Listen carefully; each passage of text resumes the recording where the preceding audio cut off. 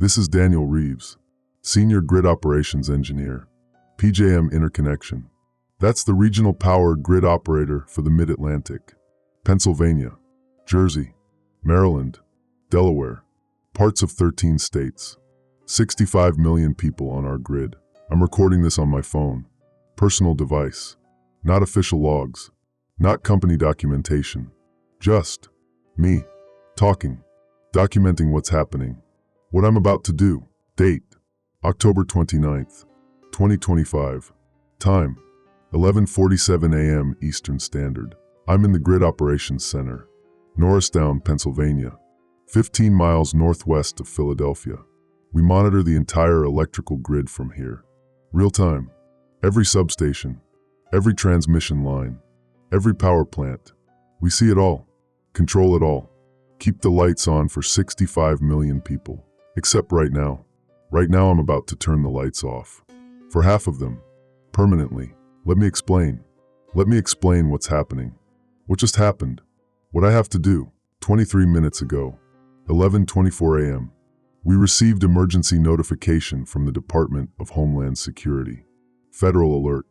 Highest priority. Quote, multiple nuclear detonations detected. Inbound ballistic missiles confirmed. Impact imminent. Major East Coast cities targeted. Implement emergency protocols immediately. This is not a drill. End quote. Not a drill. Those words. We hear them in exercises. In training. But this time they're real. This is actually happening. The alert listed target cities. Washington, D.C., Baltimore, Philadelphia, New York, Boston, Norfolk. All confirmed inbound. Impact estimates. 15 to 18 minutes from alert. That was 23 minutes ago. We're past the impact window now. Some of those cities have already been hit. We're getting reports. Spotty. Incomplete. But reports. Washington, D.C., direct hit confirmed. Timestamp 11:38 a.m. 14 minutes after alert. Communication with federal facilities lost. No contact with Capitol. Pentagon. White House. All dark. Baltimore. Direct hit confirmed. 11:39 a.m. Johns Hopkins grid section went dark. Complete blackout. 800,000 customers. Just. Gone. Offline. No power draw. No load. Nothing. That means the infrastructure is destroyed. The people are gone. Philadelphia. No impact yet. No confirmation. But the alert said inbound. Said targeted. My city is targeted. Where I'm sitting right now. 15 miles from downtown. 15 miles from ground zero probably. My wife is in Philadelphia. Center City. 22nd and Market. Temple University Hospital. She's a nurse. ICU. Critical care. She's there right now. Working her shift. Taking care of patients who are going to. Her name is Rachel. Rachel Reeves. We've been married 16 years. High school sweethearts. I was 17. She was 16. We grew up in Philly. Went to Central High. Got married young. Too young, everyone said. But we made it work. 16 years. One son. Our son. Marcus. He's 14 years old. Freshman at Masterman High School. That's in Center City too. 17 South 17th Street. Selective magnet school. Best public school in the state.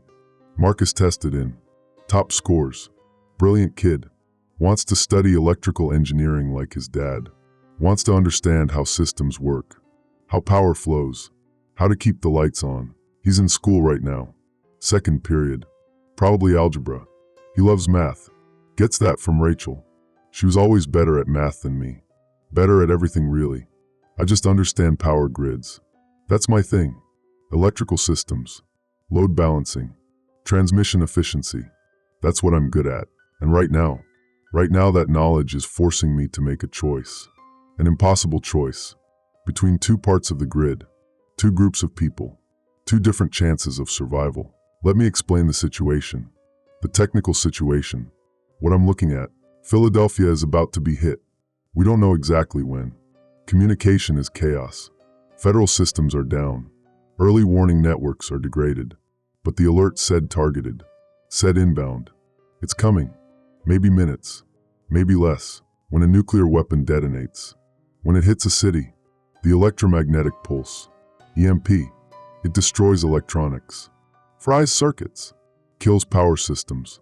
Everything within the blast radius goes dark. Everything connected to the grid gets a massive surge. Cascading failures, substations exploding, transformers burning out. The entire grid can collapse. Not just the target city, the whole interconnected system. We have protocols for this. Emergency separation protocols. Island mode. We can disconnect sections of the grid. Isolate them. Protect them from cascading failures. Save parts of the system even if other parts are destroyed. That's what I'm supposed to do right now. Separate Philadelphia from the rest of the grid. Disconnect the city. Let it take the hit in isolation. Protect the surrounding areas. Save the wider grid. Save the infrastructure for millions of people. Standard protocol. Clear decision. Obvious choice. Disconnect Philadelphia. Save everyone else. Except there's a problem. A complication. Something the protocols don't account for. Philadelphia has hospitals. 6 major hospitals in Center City alone. Temple, Jefferson, Pennsylvania Hospital, Hahnemann, all of them on the grid. All of them with ICU patients, critical care, life support, ventilators, dialysis machines, surgical theaters. People who will die if the power goes out. People who need continuous electricity to survive. The hospitals have backup generators, emergency power. They're supposed to kick in automatically when grid power fails. Switch over in seconds. Seamless transition. Keep the critical systems running. But here's the thing. Here's what I know that the protocols don't account for. The backup generators, the emergency systems, they take 8 to 12 seconds to start. 8 to 12 seconds between grid power loss and generator power. 8 to 12 seconds where there's no electricity, no ventilators, no monitors, no life support. For healthy patients, for stable conditions, 8 seconds is nothing, barely noticeable. But for critical patients, ICU patients, patients on life support, 8 seconds can be fatal. Heart stop, breathing stops, brain damage, death. I know this because 6 years ago we had a grid failure. Substation fire, Northeast Philadelphia. Knocked out power to 3 hospitals. Backup generators worked perfectly, kicked in within 10 seconds. But in those 10 seconds, in that brief gap, 4 patients died. For people on life support, their systems couldn't handle the interruption. 8 seconds without power, 4 deaths. I wrote the incident report. I documented everything. I recommended changes, redundant systems, better transition protocols. But the upgrades cost money, millions of dollars. The hospitals prioritized other things. The changes never happened. So right now, if I disconnect Philadelphia from the grid, if I follow protocol and isolate the city, the hospitals lose power. The backup generators start. 8 to 12 seconds transition time. And everyone on life support during those 8 seconds, they're at risk. High risk. Maybe 50% mortality. Maybe higher during crisis conditions when staff is overwhelmed. When emergency systems are stressed. Rachel sent me a text, 11:39, right after the Baltimore hit, 8 minutes ago. Quote, Daniel, they're saying evacuate. Hospital administrator says we're in target zone, but we have 43 ICU patients, 22 on ventilators. We can't evacuate them. Not in time. Not safely. We're staying. We're going to try to ride it out. I love you. Tell Marcus I love him. End quote. I love you. Tell Marcus I love him. That's what she said. That's how she said goodbye. Because she knows. She knows what's coming. She knows she's in a target zone. She knows she might not survive. But she's staying. Because 43 patients need her. Because 22 people can't breathe on their own. Because she's a nurse. Because that's who she is. She stays with her patients. Even when staying means dying. And now I have to choose. I have to decide. Do I disconnect Philadelphia? Follow protocol? Save the wider grid? Save millions of people from cascading blackouts. But kill Rachel's patients during the power transition? Kill the people she's trying to save? Kill the people she's staying to protect? Or do I keep Philadelphia connected? Keep the hospitals powered? Eliminate that 8-second gap. Keep Rachel's patience alive, but risk the whole grid collapsing when the EMP hits. Risk cascading failures across the entire system? Risk blackouts for millions? That's the choice. That's the impossible choice. Protocol says disconnect. Logic says disconnect. Utilitarian math says disconnect. 32 million people on the rest of our grid versus 43 ICU patients. The math is clear, obvious. Disconnect. But those 43 patients. That's why Rachel is staying. That's why she texted me I love you. Because she's trying to save them. Because she believes they matter. Because to her they're not numbers. They're people. They're lives. They're worth staying for. Worth dying for. And if I disconnect the grid, if I follow protocol, those 8 seconds, that transition gap, I'll kill them. I'll kill the people my wife is trying to save. I'll make her sacrifice meaningless. I'll make her death. If she dies, if Philadelphia gets hit and she dies, I'll make it meaningless. Because the patients she stayed for will die anyway. From my decision, from my protocol, from my grid separation, that's the choice. Save millions by following protocol. Or save 43 people and risk millions. Save Rachel's patients. Or save the grid. Save the people she's dying for. Or save the infrastructure. I have maybe 5 minutes, maybe less, to decide, to choose, to live with whatever happens next. Marcus texted too. 11:41. 6 minutes ago. Quote, Dad, they locked down the school. They're saying take shelter. Everyone's scared. Are you okay? Is Mom okay? What's happening? End quote. What's happening? My 14-year-old son is asking me what's happening. He's in a school building. Center City, Philadelphia. 17 South 17th Street. That's 4 miles from City Hall. 4 miles from downtown. 4 miles from probable ground zero. Target assessment. 500 kiloton warhead. Standard ICBM payload. Ground burst or air burst, we don't know. If ground burst, 4 miles is severe damage radius. Unreinforced buildings collapse. 50% casualties. If air burst, 4 miles is moderate damage radius. 30% casualties. Windows blown out. Fires. Fallout. Masterman High School is brick. Solid construction. Built 1927. Interior stairwells. Basement shelter. Protection factor maybe 6. Maybe 8. Better than residential. Worse than purpose-built shelter. Marcus has maybe 30 to 50% survival probability. Depending on burst height. Depending on exact yield. Depending on whether he shelters properly. He's smart. He'll shelter properly. He knows what to do. We talked about it years ago. Emergency preparedness. Nuclear attack protocols. We covered it. Intellectual exercise. Never thought. Never actually thought. But Rachel. Rachel is at 22nd and Market. That's 1.8 miles from City Hall. 1.8 miles from probable ground zero. That's inside the severe damage radius for any yield. Any burst height. That's unsurvivable without deep shelter. Without hardened protection. A hospital building. Even a well-built hospital. Protection factor 4. Maybe 5. Not enough. Not at 1.8 miles. Rachel's survival probability is maybe 5%. Maybe 10 with optimal conditions. With perfect shelter. With luck. But probably 5%. Probably less. The math is brutal. The physics is clear. 1.8 miles from 500 kilotons. She's going to die. If the weapon hits Center City. If ground zero is City Hall.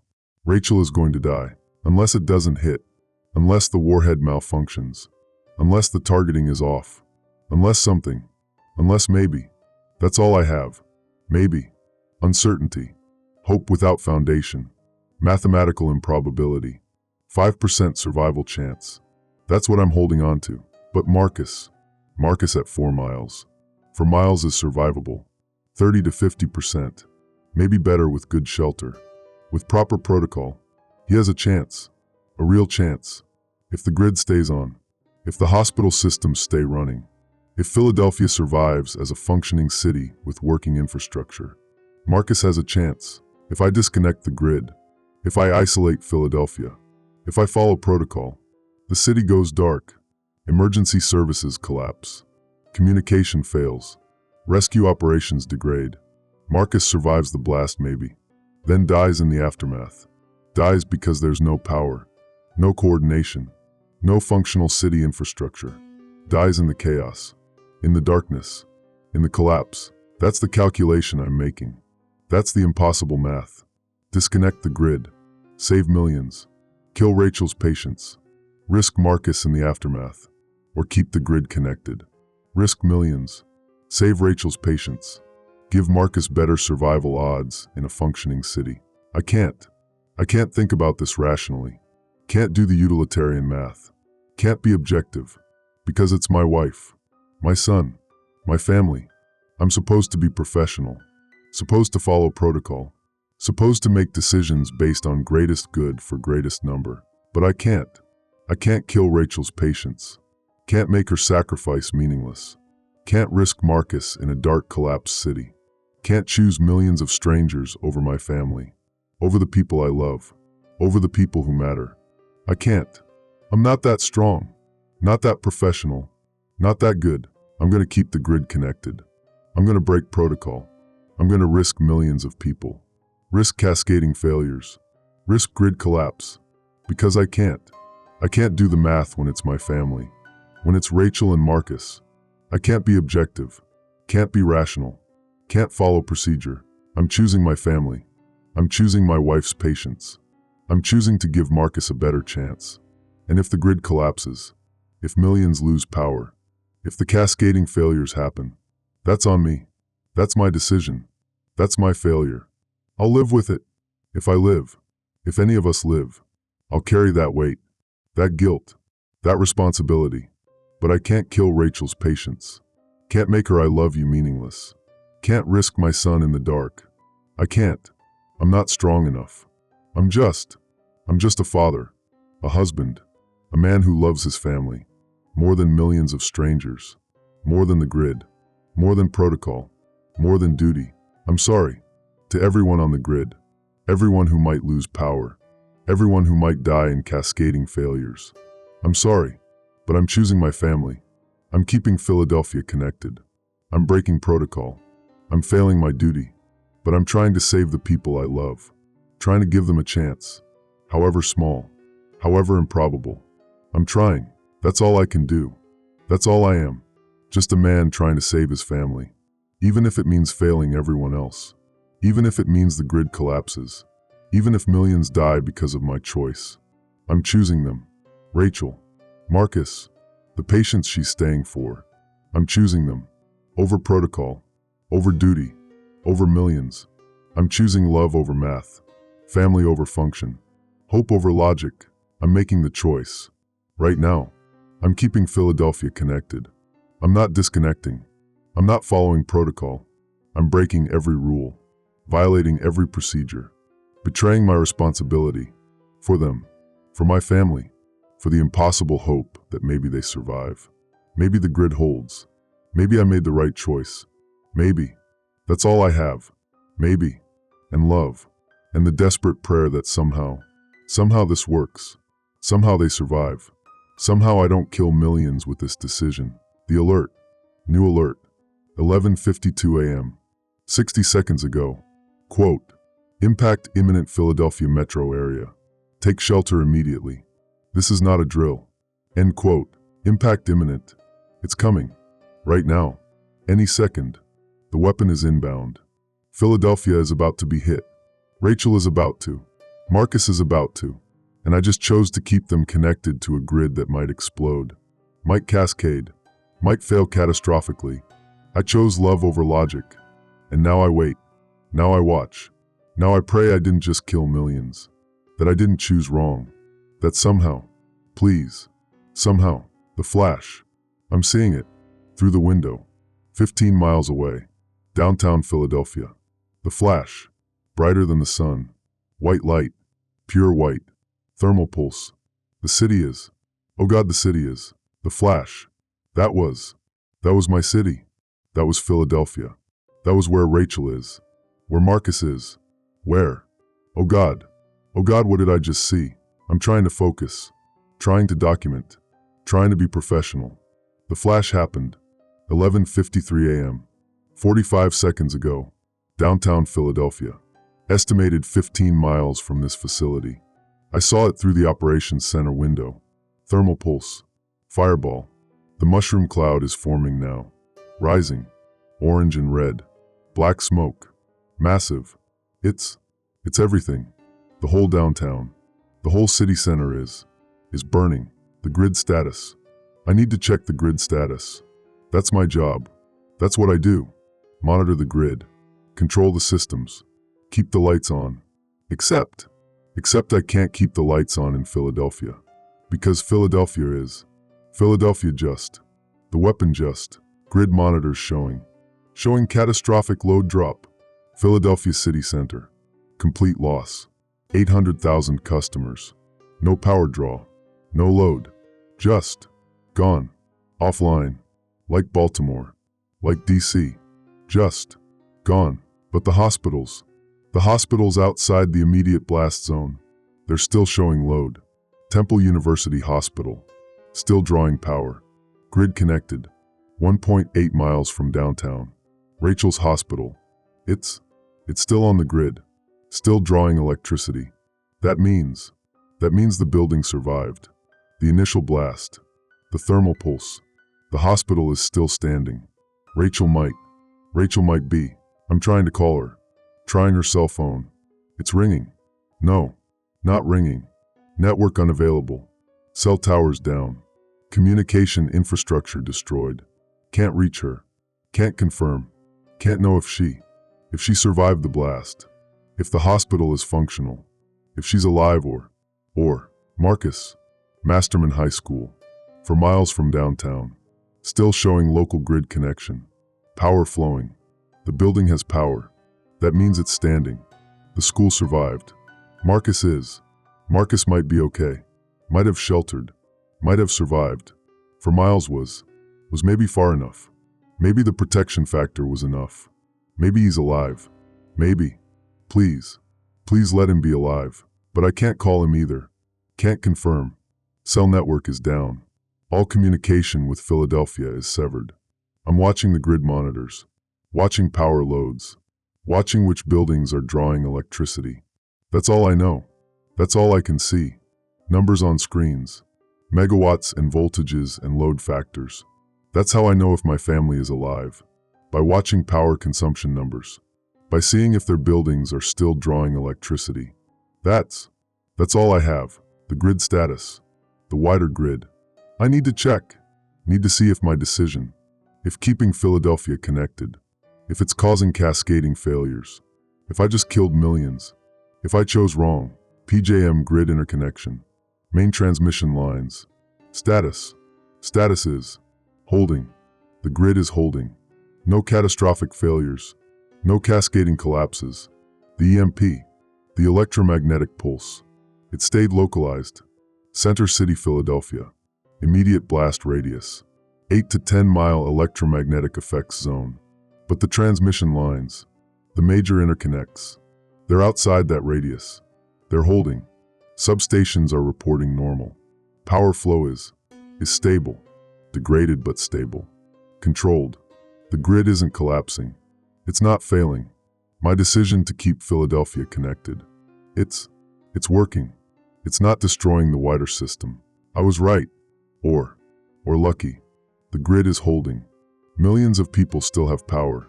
New Jersey, Delaware, Maryland suburbs, Western Pennsylvania, all still online, all still functioning. My choice didn't kill them, didn't cause the cascading failures, didn't destroy the infrastructure. The protocols were wrong, or the blast effects were localized enough, or something. I don't know, but the grid is holding. That's what matters. The grid is holding. But Philadelphia, Center City, Philadelphia, 800,000 customers offline, 800,000 homes and businesses and hospitals and people. Rachel, Marcus, they're in that zone. They're in the destruction radius. And I kept the grid connected, kept the power flowing to the outer hospitals, to Temple, to Hahnemann, to the facilities outside the immediate blast zone. Rachel's patients, the 43 people on life support. They still have power. No 8-second gap. No generator transition. No interruption. They're alive. If the hospital survived, if Rachel survived, if the building is functional, her patients are alive. Because I kept the grid connected. Because I chose them over protocol. Because I couldn't make her sacrifice meaningless. But Center City, City Hall, Market Street, the downtown core, that's gone. Direct hit. Ground zero. Everything within 3 miles is destroyed, vaporized, burned. Marcus's school. For miles. That's outside total destruction. But inside severe damage. Windows blown out. Fires. Structural damage. Casualties. High casualties. 30 to 50%. Marcus is. He might be. He could be. I can't think about this. Can't process. Can't feel. I need to stay functional. Need to monitor the grid. Need to coordinate. Need to do my job. Even though my city is burning. Even though my wife and son are somewhere in that destruction. Somewhere alive or dead, and I don't know which. Can't know which. Not yet. Not until communication is restored. Not until rescue operations. Not until later. Until I can find out. Until I can confirm. Until I know. But right now I need to work. Need to function. Need to keep the grid stable. Keep the power flowing. Because that's what I chose. I chose to keep Philadelphia connected. To keep the hospitals powered. To give people a chance. To give Rachel's patients a chance. To give Marcus a chance in a city with working infrastructure. With lights. With coordination. With functioning systems. That's what I chose. And now I need to make that choice work. Need to prove I chose correctly. Need to save who I can save. Need to make the survival matter. Make the power matter. Make my decision mean something beyond just me choosing my family over millions. I need it to be right. Need it to have been the correct choice. Need the math to work out somehow. Retroactively. Desperately. My supervisor. Director Fitch. He's here. In the operations center. He's looking at the monitors. Looking at the grid status. Looking at Philadelphia still connected. Still drawing power. Still integrated with the wider system. He knows. He knows what protocol required. He knows I should have disconnected. Should have isolated Philadelphia. Should have protected the grid. He knows I broke procedure. Violated emergency protocols. Chose personal over professional. He knows. And he's not saying anything. Just looking at the monitors. At the stable grid. At the holding transmission lines. At my choice that worked. That didn't cause catastrophic failure. That kept the lights on for millions. He's not saying anything. Just looking. Then he speaks. Quote, Reeves, Daniel, you kept them connected. You didn't follow protocol. You should have isolated Philadelphia. Should have protected the grid. End quote. I'm nodding. I know. I know what I should have done. Know what procedure required. Know I failed. Know I chose wrong. Know he continues. Quote, the grid is holding. No cascading failures. Transmission lines stable. Outer hospitals still powered. Temple University Hospital showing full load. Life support systems operational. Your decision. Your protocol violation. It's working. You saved them. The patients. The infrastructure. The city function. You saved. End quote. He's trailing off. Not finishing. Because he knows. He knows why I did it. Knows about Rachel. About Marcus. About my family in Philadelphia. He knows. And he's not sure if I made the right choice or just got lucky. If I'm a hero or a coward. If I saved lives or just failed to follow orders. He doesn't know. Neither do I. Quote, Director, I need to try to reach my family. My wife is at Temple. My son is at Masterman. I need to confirm. I need to know if. End quote. I can't finish. Can't say the words. Can't voice the possibilities. The probabilities. The brutal math. Rachel at 1.8 miles. Marcus at 4 miles. The survival calculations. The percentages. The uncertainty.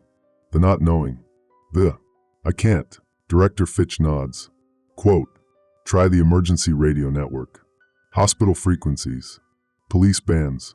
Emergency services might have communication. Try there. And Reeves. I hope they. End quote. He doesn't finish either. Because there's nothing to say. Nothing that helps. Nothing that changes the math. The physics. The brutal reality that my wife was 1.8 miles from a 500 kiloton ground burst, and the survival probability is basically zero. 5%. Maybe 5%. Maybe she got to deep shelter. Maybe the hospital basement. Maybe. That's all I have. Maybe. And it's probably not enough. I'm switching to emergency radio. Hospital frequencies. Temple University Hospital. Emergency channel. Quote, "This is PJM Grid Operations calling Temple University Hospital. Does anyone copy? Requesting status report. Hospital infrastructure. Power systems. Casualties. Medical operations. Does anyone copy?" End quote. Static. Just static. Electronic interference. EMP effects. Damaged equipment. Or no one left to answer. No one alive. No one functional. No one. No Rachel. No, I can't think that. Can't accept that. Not yet. Not until I know for certain. Until someone confirms. Until I have evidence. Until the 5% becomes 0%. Until. Trying again. Quote, "Temple University Hospital, this is PJM Grid Operations. Emergency traffic. Requesting status. Does anyone copy? Anyone?" End quote. Static. Still static. Then. Wait. Something. A voice. Faint. Distorted. But a voice. Female. Quote, "This is Temple. Hospital. Emergent. Department. We copy. Who is?" End quote. Someone's alive. Someone at Temple is alive. The hospital is functional. People survived. Staff survived. Maybe Rachel. Maybe she. Maybe. Quote, "This is Daniel Reeves. PJM Grid Operations. Requesting status on ICU. Critical care. Staff casualties. I need my wife. Rachel Reeves. ICU nurse. Is she? Can you confirm if?" End quote. My voice is breaking. Professional mask shattering. I'm asking about my wife. Asking a stranger if my wife is alive. If Rachel survived. If the 5%. If she beat the odds. If maybe. Please. The voice responds. Distorted. Broken. Quote, "ICU took. Direct structural damage. North wing. Collapsed. We're evacuating survivors. Many casualties. Critical. Don't have. Full count. Don't know all staff. Still assessing. Still." End quote. North wing collapsed. That's where Rachel works. ICU North wing. That's her station. Her assignment. Where she was when the blast hit. When the building. When the structural damage. She was in the North wing. The collapsed section. The. Quote, "Please. Rachel Reeves. ICU nurse. North wing. Can you? Is there any confirmation? Any survivors from that section? Anyone?" End quote. I'm begging. Pleading. To a stranger on emergency radio. Begging for confirmation. For hope. For the 5%. For anything. Long pause. Static. Then. Quote, "I'm sorry. North wing collapse. Multiple casualties. We haven't identified all. Haven't recovered all. Fire damage. Structural instability. We're still searching. Still trying. I'm sorry I can't confirm. Can't tell you. Not yet." End quote. Can't confirm. That's the answer. The only answer. Rachel is somewhere in the North wing.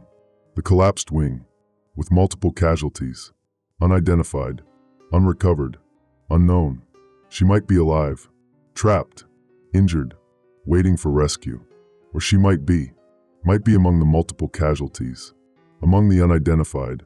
Among the dead. I don't know. I can't know. Not yet. Not until they search. Until they recover. Until they identify. Until maybe. Until 5% becomes 0 or 100. Until uncertainty becomes certainty. Until I know. But I don't know. Not now. Not yet. Just. Maybe. Just uncertainty. Just the 5%. Just the impossible hope that that my wife, that Rachel, that she. Please. Marcus. I need to try Marcus. Masterman High School. For miles.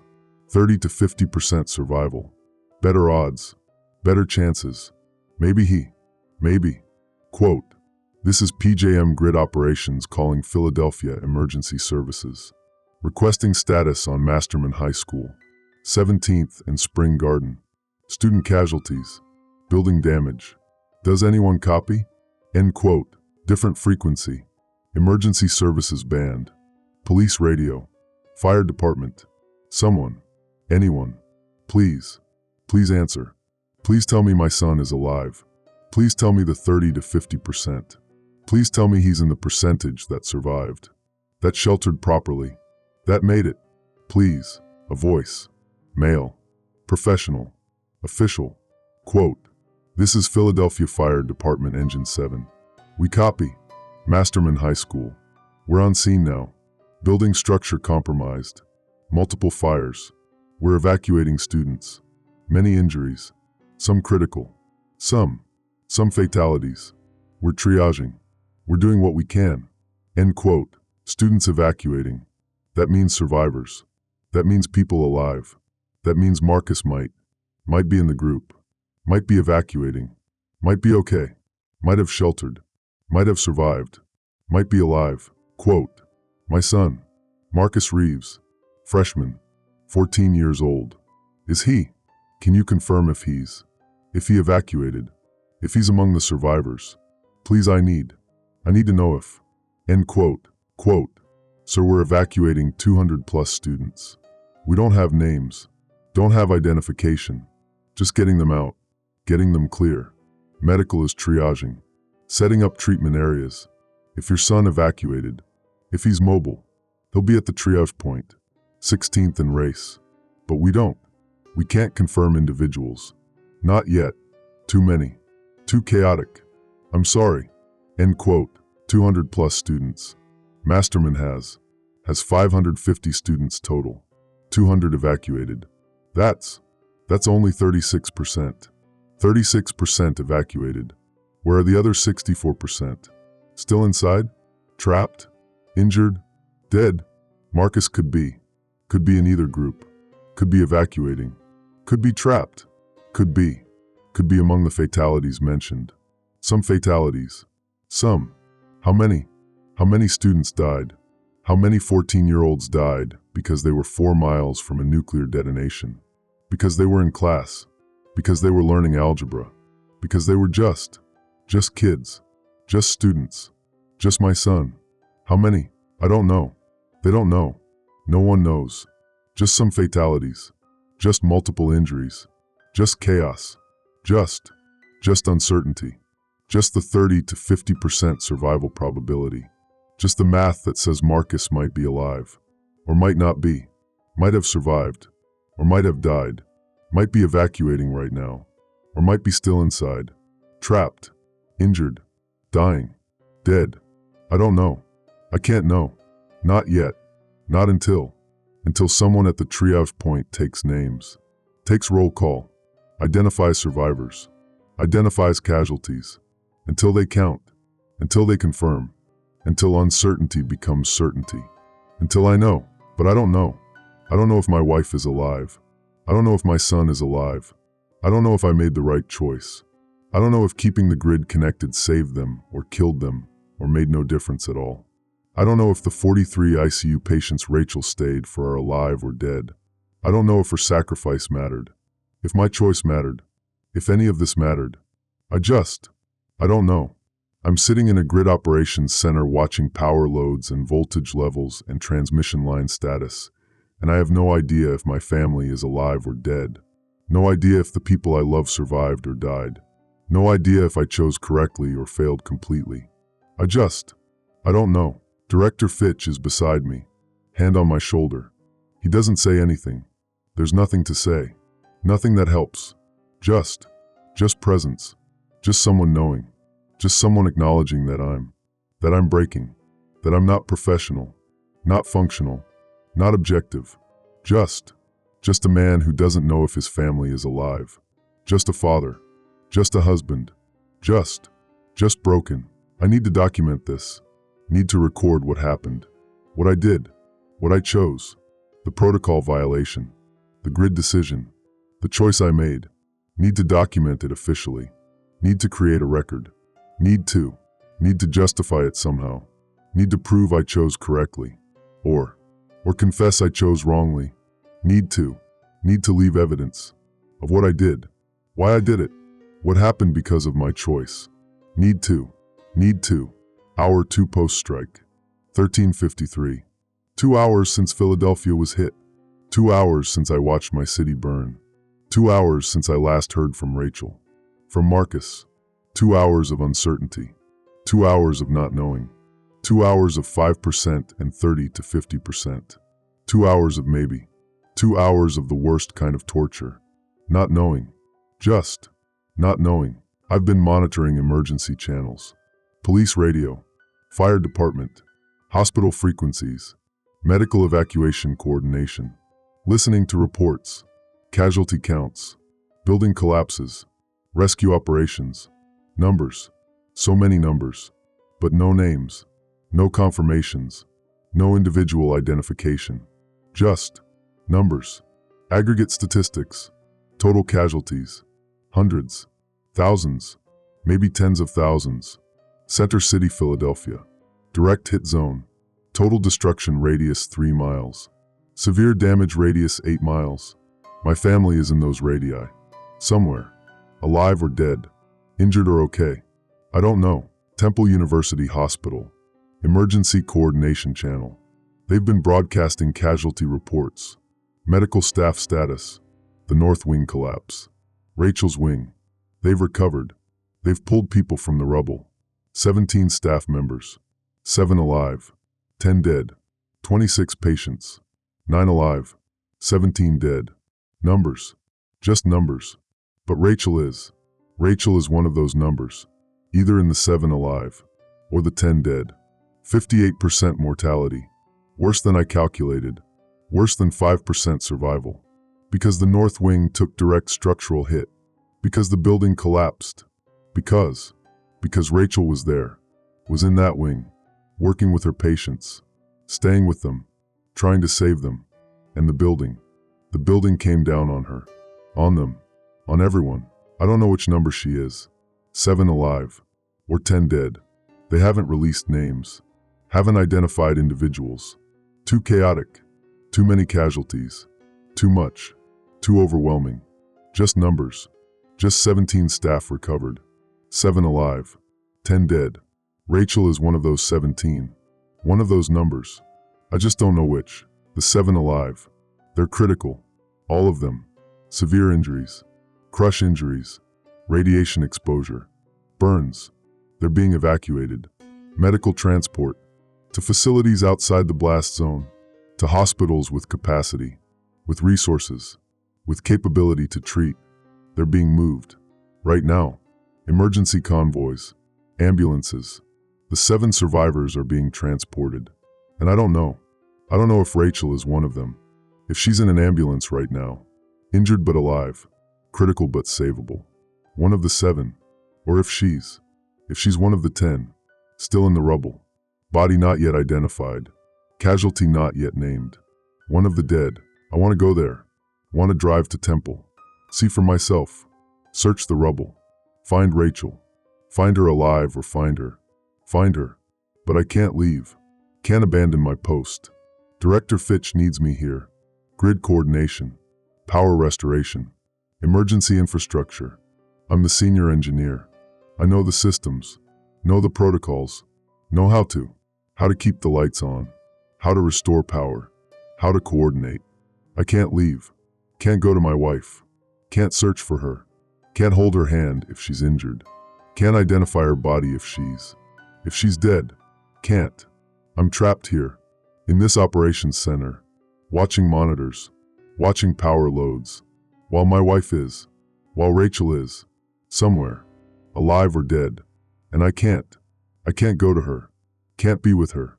Can't do anything except watch numbers, watch statistics, watch power consumption data. That's all I can do. Masterman High School. The evacuation is complete. Final count. 237 students evacuated. 53 confirmed dead. 260 unaccounted for. 260. That's almost half. Almost half the school. Unaccounted for. Not confirmed evacuated. Not confirmed dead. Just missing. Possibly trapped in collapsed sections. Possibly buried. Possibly. The fires. The building had multiple fires. Fire department got most under control. But some sections burned. Some students might have, in the fires, might not be identifiable, might never be, might just be, gone, missing, unaccounted for, forever. Marcus could be in any group. 237 evacuated, 53 confirmed dead, 260 unaccounted. He's 14 years old, brown hair, 5'7", thin, glasses. He wears glasses, black frames. He's probably wearing his Masterman hoodie, blue and white, school colors. He always wears that hoodie. He loves that school, loves learning, loves his classes, loves. I don't know which tense. Don't know if he's alive to love anything. Don't know if he evacuated, if he's at the triage point getting treated, or if he's confirmed dead, body identified, casualty confirmed, or if he's unaccounted, missing, somewhere in the rubble, somewhere in the burned sections, somewhere gone. I don't know. They're taking names at the triage point. Survivor identification. Student roll call. Marcus Reeves. Freshman. That's all they need. Just his name. Just confirmation he's there. That he evacuated. That he's alive. But the list isn't complete. Communication is limited.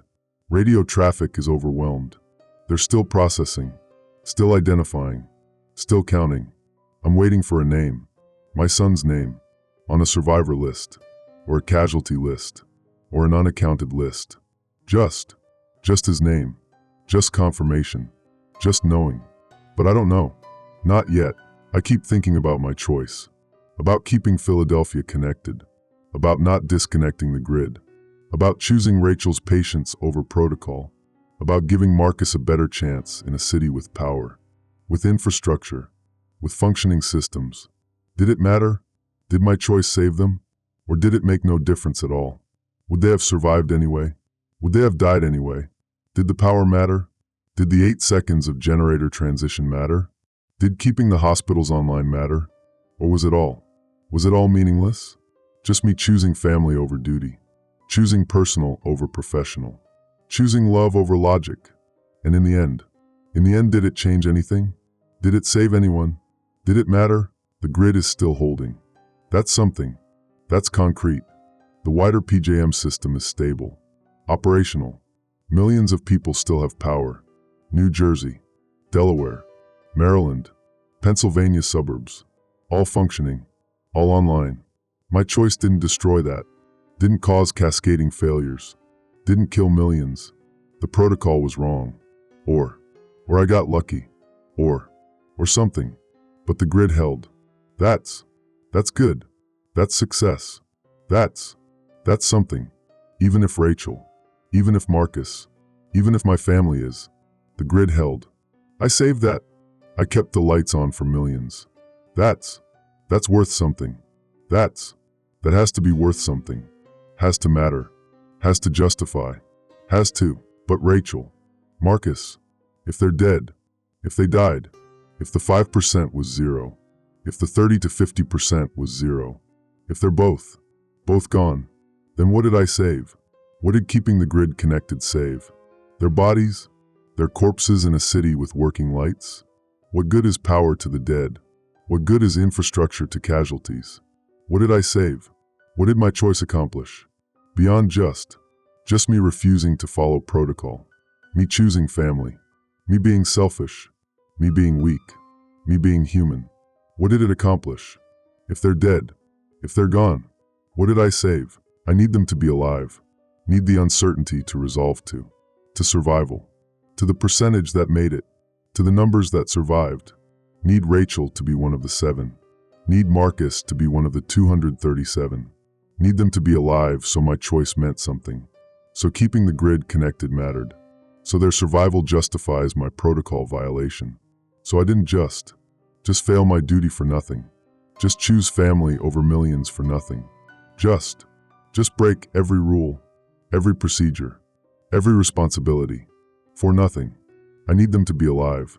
Need it desperately. Need it to make sense. Make it worth it. Make it right.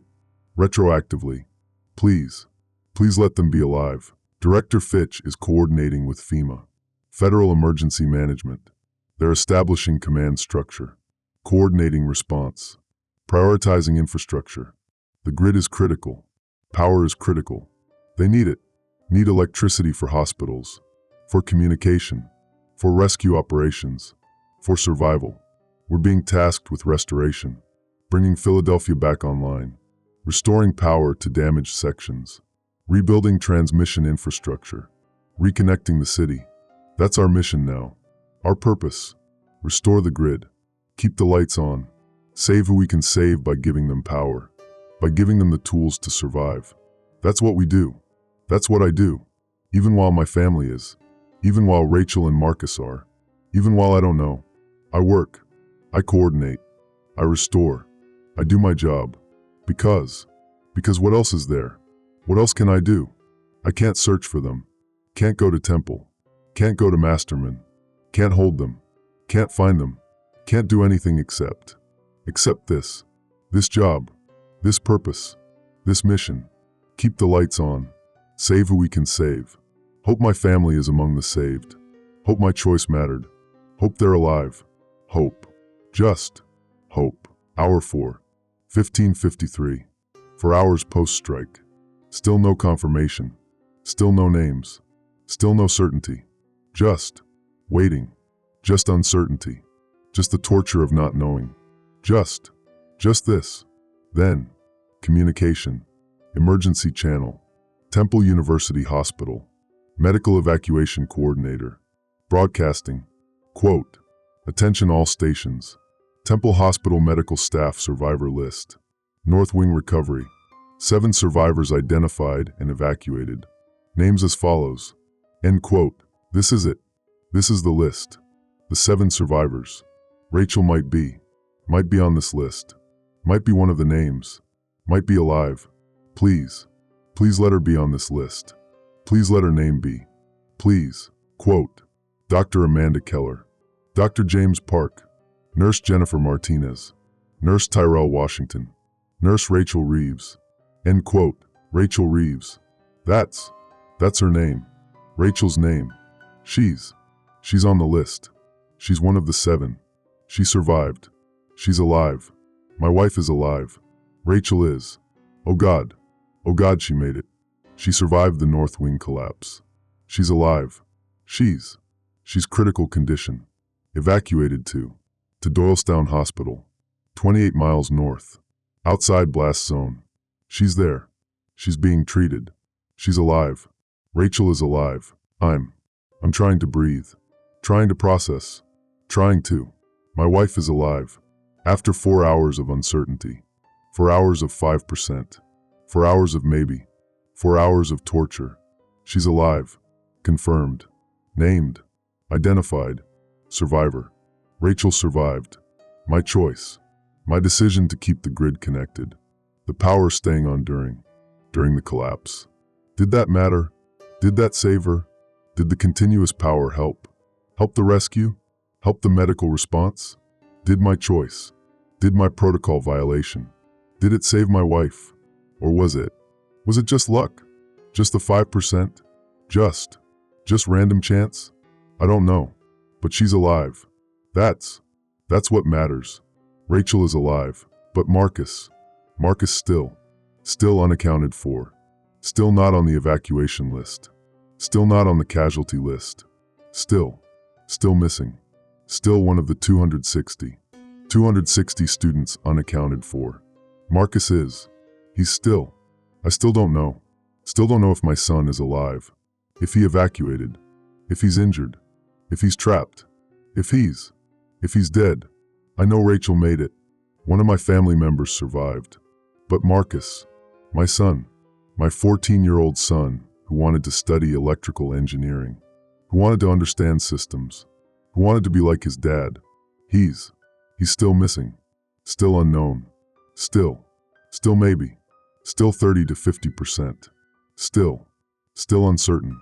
I'm trying to get more information, trying Masterman Evacuation Coordinator, trying Student Services, trying anyone who might know, might have seen Marcus, might have counted him, identified him, confirmed him. Anyone. Please someone tell me my son is alive. Tell me he evacuated. Tell me he's at the triage point. Tell me, please. Emergency coordinator responds, quote, "We're still processing survivors, still taking names. Student identification is difficult. Many injuries. Some students unconscious. Some too injured to communicate. We're matching faces. Matching descriptions. Matching. It's slow. We're doing our best." Marcus Reeves, you said? Freshman? 14? End quote. Yes, that's him. Marcus Reeves. Freshman. 14 years old. Brown hair. Glasses. 5'7". Thin build. Probably wearing Masterman hoodie. Blue and white. That's my son. That's Marcus. Do you have him? Is he there? Is he alive? Long pause. Radio static. Then, quote, "Let me check. We have a lot of students here. A lot of, hold on." End quote. Holding. I'm holding. Waiting. This is the moment. This is when I find out. When uncertainty becomes certainty. When 30 to 50% becomes 0 or 100. When I find out if my son is alive or dead. If Marcus survived or died. If he evacuated or didn't. This is. Please let him be there. Please let him be alive. Please let him be one of the 237. Please let him. Please. Quote, "Reeves? Marcus Reeves? Yeah, we have him. He's here. Triage point. He's injured. Left arm. Possible fracture. Lacerations. Minor burns. But he's stable. He's conscious. He's asking for his parents. You want to talk to him?" End quote. He's alive. Marcus is alive. My son is alive. He's injured, but he's alive. He's stable. He's conscious. He's asking for me. For his parents. For us. He's alive. Oh God, he's alive. Both of them. Rachel and Marcus. Both alive. Both survived. My family. My wife and son. They made it. They're alive. After 4 hours of not knowing. 4 hours of uncertainty. 4 hours of calculating probabilities. 5%. 30 to 50%. 4 hours of maybe. 4 hours of torture. They're alive. Both of them. Confirmed. Named. Identified. Survivors. My family survived. Yes. Yes, please. Please let me talk to him. Let me hear his voice. Please. Sound of radio being handed over. Movement. Then, a voice. Young. Scared. Pained. But alive. Alive. Quote, Dad, is that you? End quote. Marcus. That's Marcus. That's my son's voice. He's alive. He's talking. He's asking for me. Quote, Marcus, buddy, it's me. It's Dad. You're okay. You're gonna be okay. I'm so glad you're alive. So glad you made it. You survived. End quote. Quote, Dad, I was so scared. The blast. The windows exploded. Everyone was screaming. We went to the basement. The shelter. Like you taught me. Like we talked about. Remember? Emergency preparedness? I remembered. I went to the basement. Interior stairwell. Away from outside walls. I did what you said. And I think it saved me. I think. The building collapsed. Part of it. But the stairwell. It held. We were protected. Some kids didn't make it. But I did what you said and And I'm alive. Dad, I'm alive. End quote. He did what I taught him. Emergency preparedness. Shelter protocols. The conversations we had. Years ago. Theoretical discussions. He remembered. He followed procedure. He survived because he knew what to do. Because I taught him. Because we prepared. Because. He's alive because I taught him how to survive. That's something. That's everything. Quote, Marcus, I'm so proud of you. So proud. You did exactly right. You survived. You're gonna be okay. Mom's alive too. She's injured, but she's alive. She's at Doylestown Hospital. We're gonna get through this. All of us. Together. You're gonna be okay. I promise. I'll get to you as soon as I can. As soon as I can leave here. I'll come get you. I'll be there. I promise. End quote. Quote. Okay, Dad. Okay. My arm hurts. They say it might be broken. But I'm okay. I'm alive. That's what matters, right? I'm alive. We're alive. We made it. End quote. We made it. That's what he said. We made it. My son. My 14-year-old son, who survived a nuclear blast by remembering emergency procedures, by following protocols I taught him, by being smart, by being prepared, by being alive. He made it. They both made it. Rachel and Marcus, my wife and son, my family, they survived. Against the odds, against the probabilities, against the brutal math. 5%, 30 to 50%. They beat the odds. Both of them. They're alive, and I kept the grid connected. I chose them over protocol. I risked millions to give them a chance. To keep the hospitals powered. To keep the city functional. Did it matter? Did my choice save them? Or would they have survived anyway? I don't know. Maybe the continuous hospital power helped Rachel's rescue. Maybe the functioning city infrastructure helped Marcus's evacuation. Maybe. Or maybe they just survived. Just beat the odds. Just got lucky. I don't know. But they're alive. That's what matters. They're alive. My choice didn't kill them. Didn't doom them. Didn't fail them. They survived. And maybe my choice helped. Maybe keeping the power on mattered. Maybe the grid connection made the difference. Maybe. I want to believe that. Need to believe that. Need my choice to have mattered. To have saved them. To have been right. But I don't know. I just know they're alive. And I'm grateful. So grateful. So relieved. So broken with relief. I'm thanking the evacuation coordinator. Thanking him for letting me talk to Marcus. For confirming. For telling me. For everything. He's saying they'll take care of Marcus. Medical treatment. Evacuation to better facilities. They'll keep him safe. Keep him stable. I'm thanking him. Disconnecting. Sitting here. In the operations center. Surrounded by monitors. Grid status displays. Power flow data. And I'm crying. Just crying. Relief. Gratitude. Overwhelming emotion. My family is alive. Both of them. Rachel and Marcus. Alive. After 4 hours of not knowing. 4 hours of torture. They're alive. Director Fitch is beside me. He heard the conversation. Heard Marcus. Heard the confirmation. He's smiling. Sad smile. Relieved smile. He understands. He knows what this means. What this is. Quote, Reeves. Daniel. They made it. Your family made it. I'm glad. Truly glad. End quote. I'm nodding. Can't speak. Just nodding. Crying. Relieved. Broken. Grateful. Overwhelmed. They made it. My family made it. That's everything. That's all that matters. They're alive. But then Director Fitch continues, and his voice changes. Becomes formal. Professional. Concerned. Quote, Daniel. The grid. Your decision. Keeping Philadelphia connected. Breaking protocol. We need to document it. FEMA is asking questions.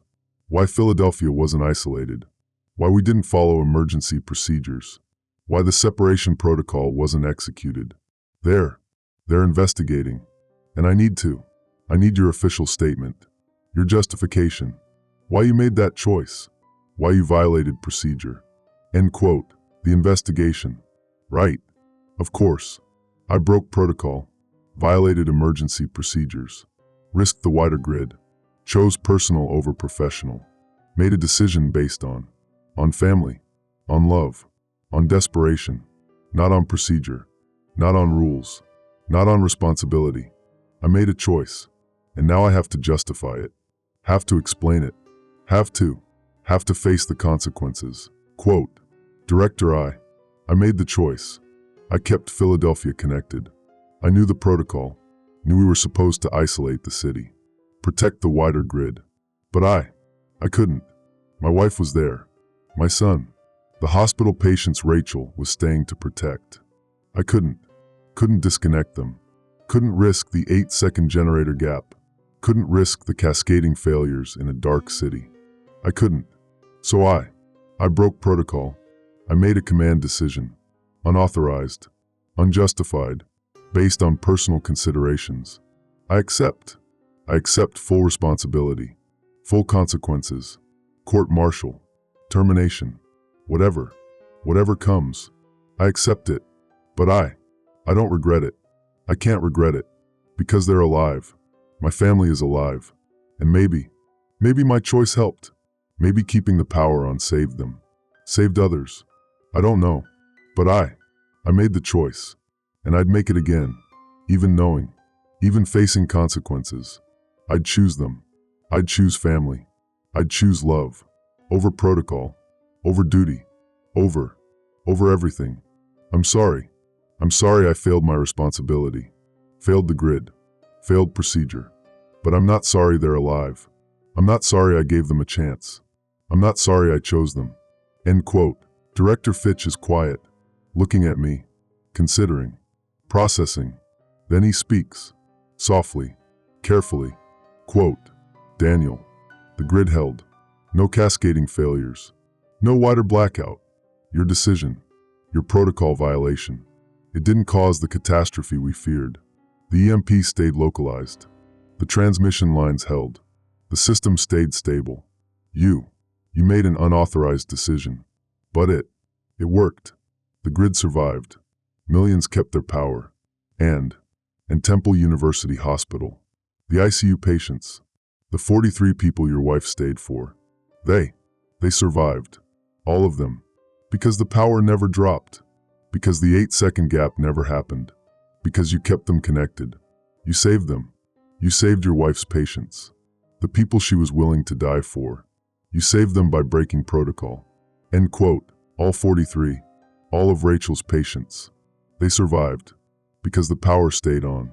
Because I kept the grid connected. Because the 8-second gap. The generator transition. It never happened. They stayed on life support. Continuous. Uninterrupted. And they lived. All of them. Rachel stayed to protect them. And I saved them. By choosing them. By keeping the connection. By violating procedure. I saved the people my wife was willing to die for. That's meaningful. That's purpose. That's justification. Not for the investigation. Not for FEMA. But for me. For knowing. For believing my choice mattered. My choice saved 43 lives. Saved Rachel. Saved Marcus.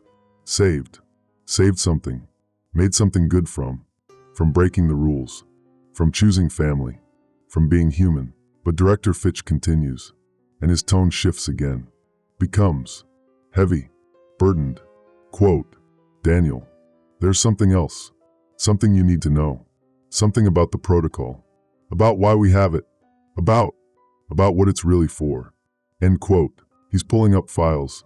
Classified files. Emergency protocols. Grid separation procedures. Documents I've never seen. Never had clearance for. He's showing me. Letting me see. And I'm reading. And what I'm reading. What I'm seeing. It's, quote, PJM Emergency Protocol 7-4. Grid separation during nuclear event. Purpose, protect critical infrastructure and continuity of government facilities from electromagnetic cascade effects. Priority: ensure power stability for designated COG sites. Secondary consideration: civilian infrastructure preservation. Tertiary consideration: hospital and emergency services. Acceptable losses: metropolitan areas may be isolated to preserve COG power supply. Authorization level: requires federal approval except in time-critical scenarios where senior grid engineer may execute. End quote. COG: continuity of government. The protocol isn't about protecting the wider grid from EMP. It's about protecting government facilities, bunkers, command centers, continuity sites. The protocol prioritizes them. Above civilians, above hospitals, above people. The isolation protocol, the separation procedure. It's designed to keep the lights on for government, for officials, for the people who matter to the system, and everyone else, everyone in the targeted cities. Their acceptable losses. Tertiary consideration. That's what the protocol says. That's what I was supposed to execute. Isolate Philadelphia. Let the city go dark. Let the hospitals fail. Let people die. To protect government bunkers. Continuity sites.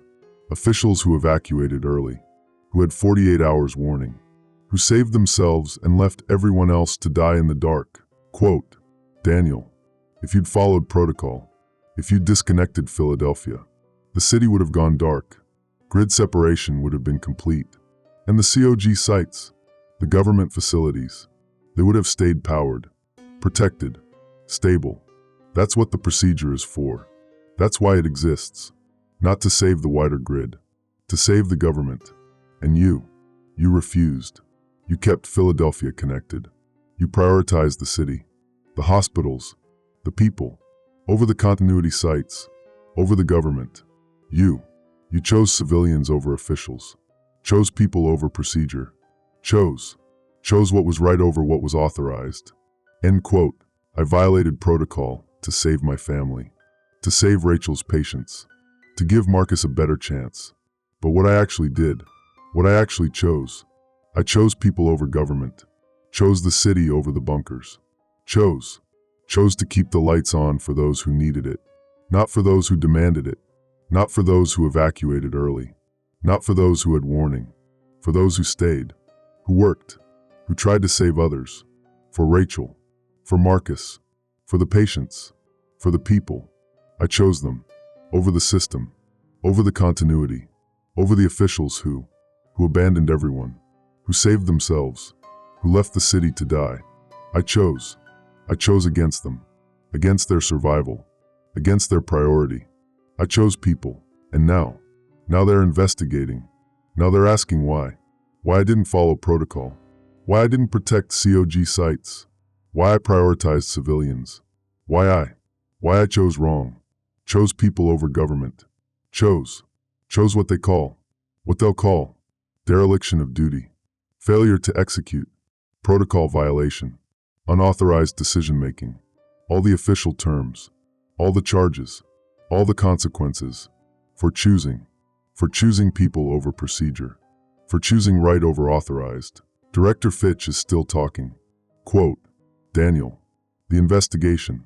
FEMA is asking questions, but I'm going to support you, going to document that the grid held, that your decision prevented cascading failures, that civilian casualties were minimized, that hospital operations continued, that you made the correct choice, even if it wasn't the authorized choice, even if it violated procedure. It was right, and I'm going to say that, officially, on record, you made the right choice. End quote. He's supporting me. Director Fitch is backing my decision, my protocol violation. He's going to testify, going to document, going to defend, even though he knows I chose family, knows I chose personal over professional, knows I violated every rule. He's supporting me because the grid held, because people survived, because it was right, even if unauthorized, even if wrong by procedure. It was right by humanity, by morality, by what matters. I don't know what happens next. Don't know if the investigation, if FEMA, if whoever, if they'll accept that justification, if they'll forgive the violation, if they'll understand, or if they'll prosecute, court-martial, termination, prison, consequences. I don't know, but I know my family is alive. No Rachel survived. No Marcus evacuated. No the 43 patients. No I chose right, even if wrong, even if unauthorized, even if illegal. I chose right, and I'd do it again. Every time, without hesitation, without regret. I'd choose them, choose people, choose family, choose love, over protocol, over procedure, over government, over everything. That's who I am. That's what I learned today. I'm not the grid engineer who follows procedure. I'm not the professional who prioritizes protocol. I'm a father, a husband, a man who loves his family, who chooses them, who saves them, even if it costs me, even if consequences, even if I'm just someone who chose love. And that's enough. That's all I am. All I need to be. Just someone who chose love when the world was ending. Just someone who kept the lights on. For the people who mattered. For the people who needed it. For Rachel. For Marcus. For the 43. For everyone I could save by choosing right over authorized. That's who I am. That's my choice. That's what I'll carry. Whatever comes next. Day 3 post-strike. 72 hours since Philadelphia burned. Since I made the choice. Since I broke protocol. Since I chose family. Rachel is stable. Doylestown Hospital reports she's responding to treatment. Crush injuries. Broken ribs. Punctured lung. Severe bruising. But stable. Recovering. She's conscious. She's asking for me. For Marcus. She's going to make it. Going to survive. Going to recover. My wife is going to be okay. Marcus was transferred. Better facility. Broken arm. Second-degree burns on left side. Lacerations. But he's okay. He's young. He's strong. He's healing. He's talking. He's asking questions. He's Marcus. Still brilliant. Still curious. Still wanting to understand. How the blast happened. How the building survived. How anything works after everything. He's going to be okay. My son is going to be okay. I want to see them. Both of them. Director Fitch gave me leave. 24 hours. Family emergency. Go see them. Go be with them. Go hold them. Talk to them. Confirm they're real. Confirm they're alive. Confirm I didn't just imagine. Just hope. Just desperately wish.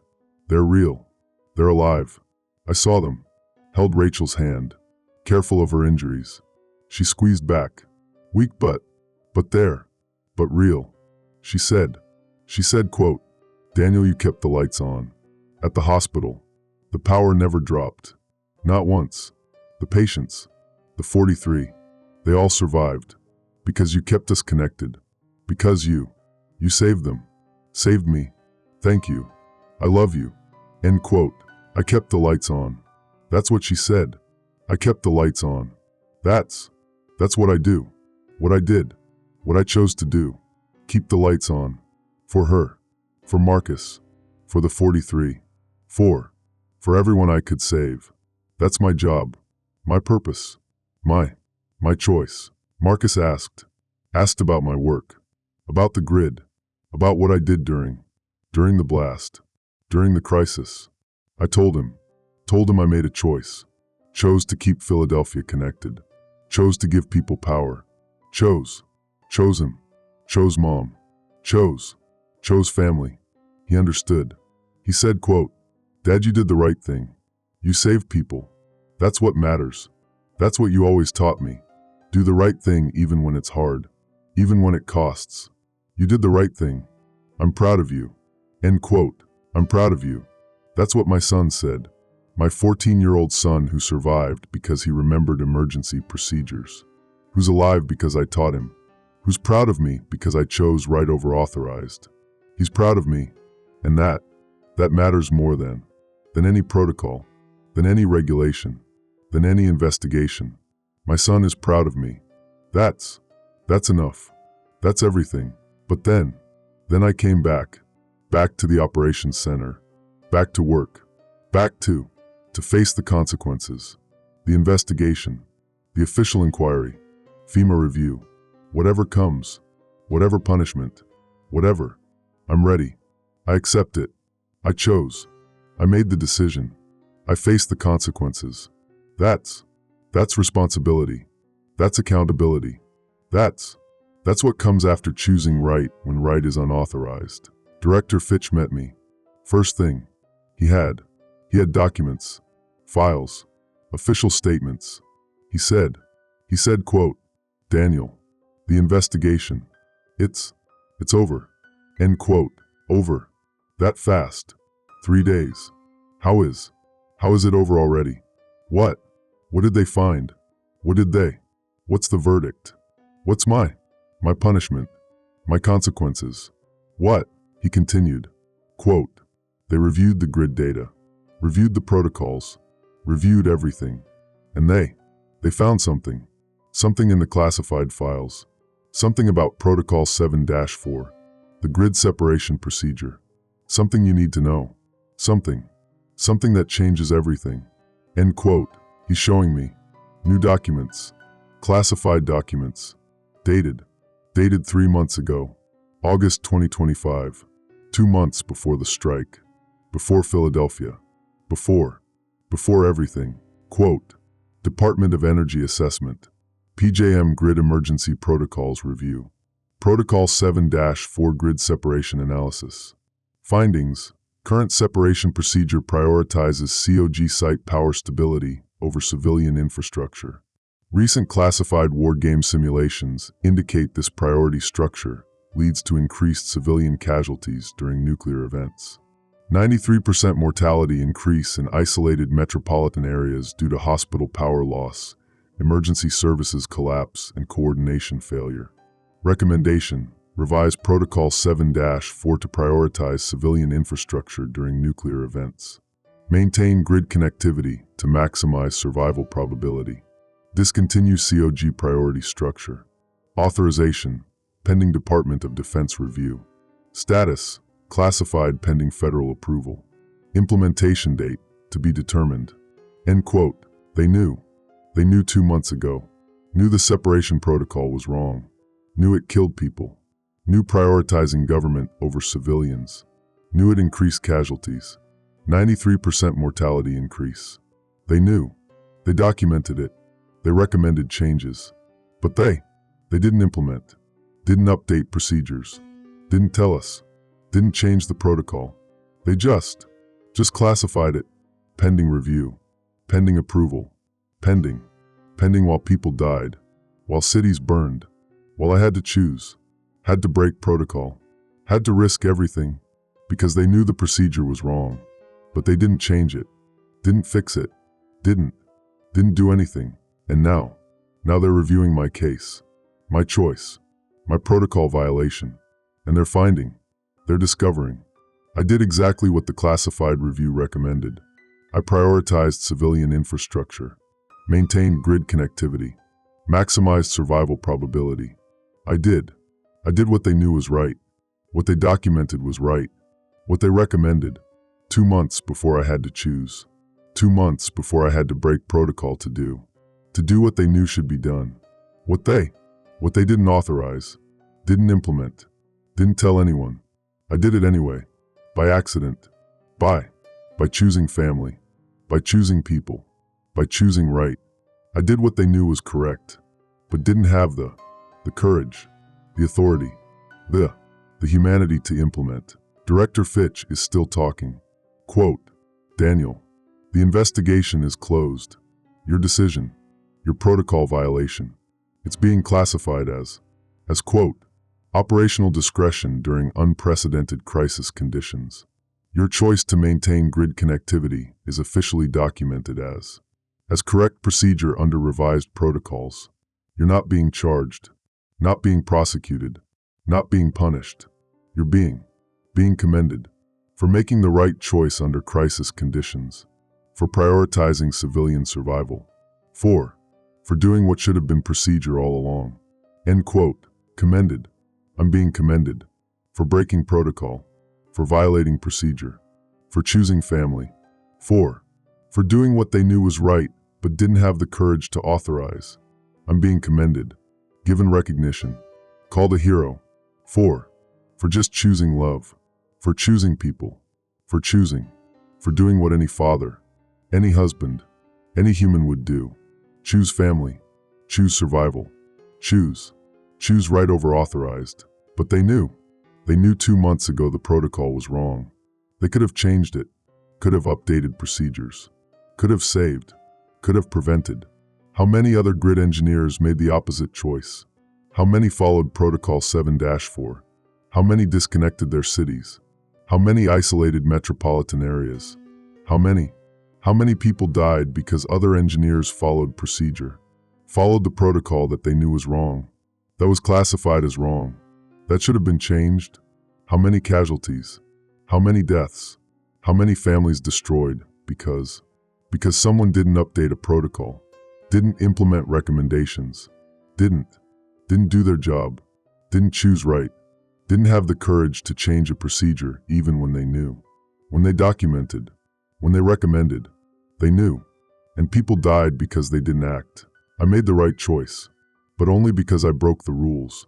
Only because I chose family over duty. Only because I was weak, was human, was desperate. I didn't follow procedure. And that saved lives. My weakness, my humanity, my love. It saved people. But it shouldn't have been necessary. Shouldn't have required breaking protocol. Should have just been the procedure. The authorized choice. The correct choice. It should have been. But it wasn't.